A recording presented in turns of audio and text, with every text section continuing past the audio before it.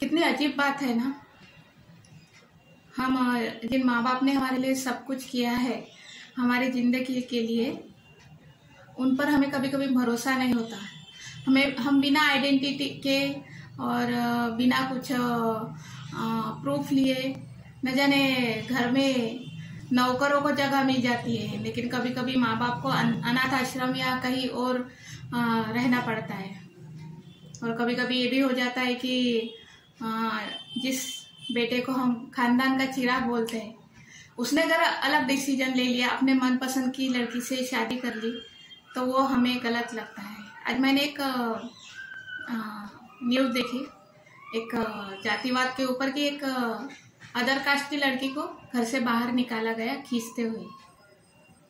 तो ये इस तरह जो भावनाएं आप रख रहे हो, उसको खींचते हुए निकाल रहे हो घर से से कम 2 बातें अपने बेटे के साथ या उनके साथ बात कर लेते।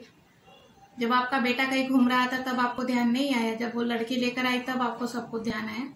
तो इतना जुर्म करने की ज़रूरत नहीं है। जातिवाद को साइड में रखिए। जातिवाद क्या, किसी और भी किसी भी समाज की बात कर रही हूँ। अगर आप बहू भी लाते हैं घर में तो कम से कम जो भी है, आप जो भी करते हैं, सम्मान करते हैं, जो भी है। अगर अलग बात है कि आपने भीख में दहेज लिया होगा, वो बात अलग है। तो ये इस तरह का मत कीजिए। कम से कम एक देखिए कि बादशाह अकबर जो थे, उन्होंने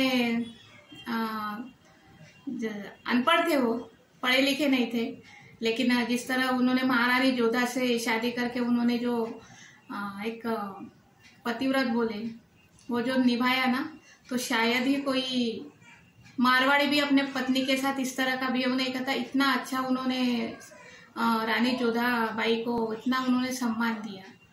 तो ये सोचने की बात है। वो न जाने कितने सालों पहले की बात है, फिर भी आप उसी घिनौनी चीज़ों में फंसे रहते हो। थोड़ा उससे बाहर आओ। इस तरह किसी लड़की को खींचते हुए ले जा रहे हो, आपको शर्म आनी चाहिए। आप माँ बाप बनते हो, सब कुछ बन जाते हो, और कोई भी चीज़ है तो थोड़ा संभालना पड़ता है। अगर बात गलत रास्ते पे जाती है तो बात अलग है, लेकिन ज़रा इस तरह की बातें आती है तो ज़रा ठंडे दिमाग से काम लीजिए। इस तरह किसी लड़की को, आपकी बेटी को कोई इस तरह खींचते ले जाए, आप चुपचाप रह जाओगे? तो वो भी अपने माँ बाप को छोड़कर आई है, सब कुछ छोड़ के आई है, तो उसका भी कुछ तो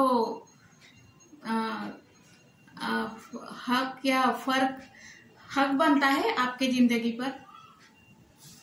तो ये इस तरह का, और आगे क्या होने वाला है आप अंजाम खुद जानते हो।